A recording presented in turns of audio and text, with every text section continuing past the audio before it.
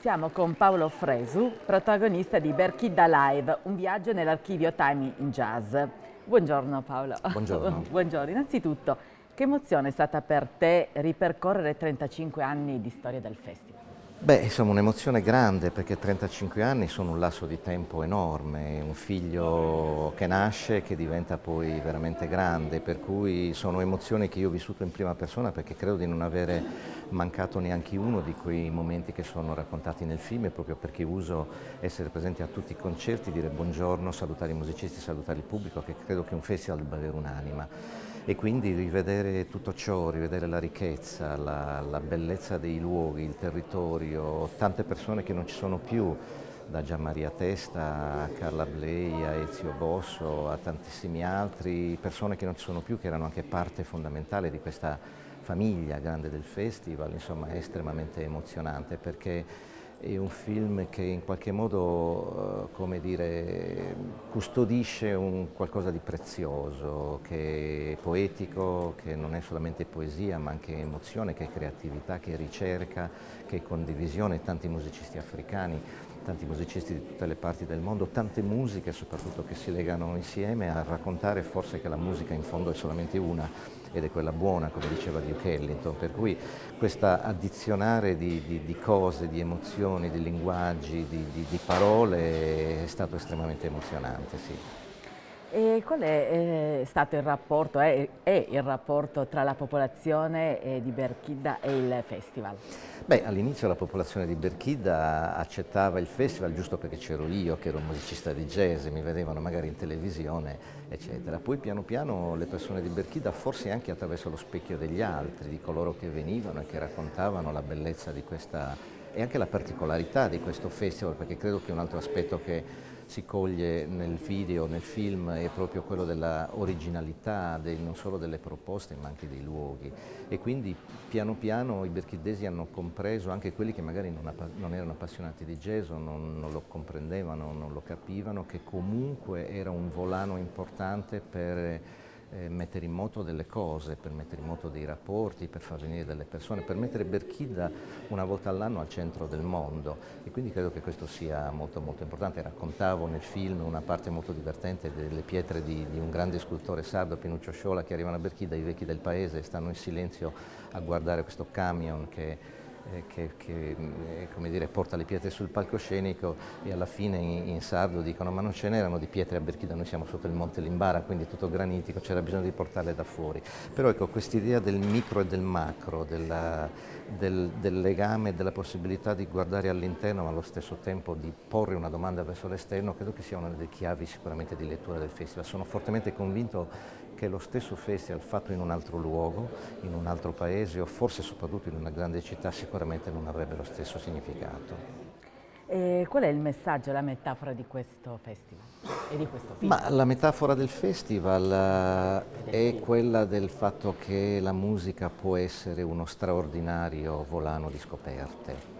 La musica è condivisione, la musica è uguaglianza, la musica è diversità, uguaglianza e diversità in fondo sono la stessa cosa.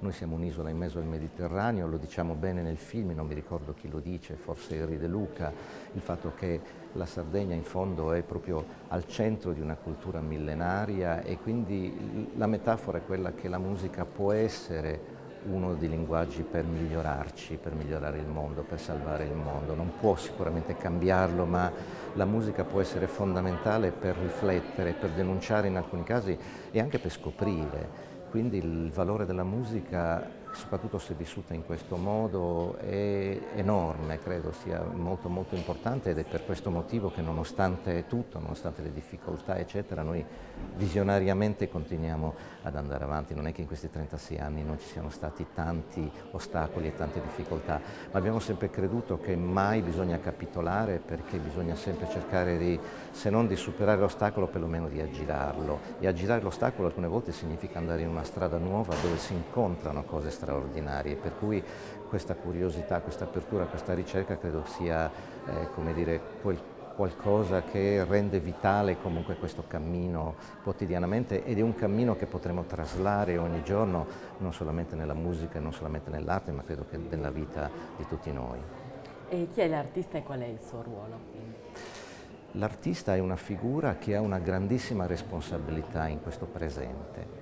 L'artista è qualcuno che fotografa il presente senza utilizzare necessariamente una macchina fotografica, è un qualcuno che racconta il presente senza utilizzare necessariamente le parole, ma utilizzando un pensiero, un sottile pensiero che sta nella nostra testa. Gli strumenti poi, quelli musicali, servono per portare all'esterno questo pensiero, ma esistono tanti altri strumenti che non sono necessariamente quelli dell'arte. L'artista in particolare credo che abbia dunque un compito fondamentale, che è quello di prevedere anche un po' il futuro, o meglio fotografando il presente, cercare di capire cosa può esserci domani e cercare di portarlo verso gli altri. L'artista non può essere avulso da quello che ci accade intorno. La musica non è solamente bellezza, sì, la musica è sostanzialmente bellezza, ma dietro la bellezza non è solamente un tavolino da mettere in camera da letto, un oggetto bello da mettere nella buona sala della nostra casa. La bellezza è la capacità poi di respirarla e di farla diventare un qualcosa che poi appartiene a tutti noi e che può servire anche per comunicare, e alcune volte anche per connetterci con gli altri. Ecco, quindi credo che da questo punto di vista l'artista oggi soprattutto abbia una grande responsabilità. Essere artisti significa avere anche una buona dote di coraggio. E l'ultima domanda, riguardando tutti questi 35 anni, cos'è che accomuna tutti questi artisti?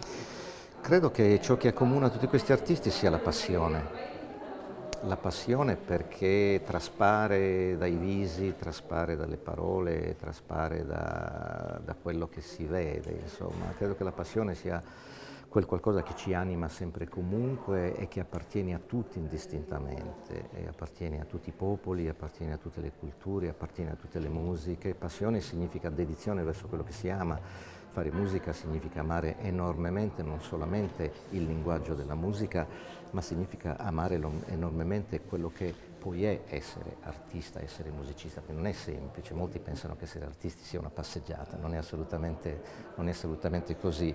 Implica delle rinunce, implica un impegno, e dunque credo che la cosa che accomuni veramente tutti gli artisti che abbiamo visto in questo film sia una passione, che poi è il respiro, che è un battito di cuore, diciamo così, che è uguale per tutti indistintamente, che si sia bianchi, che si sia neri, di qualsiasi colore, di qualsiasi geografia. Questa forse è l'unica poi alla fine vera metafora della musica, che è capace di raccontare quanto l'uomo sia sempre uguale indipendentemente da tutto.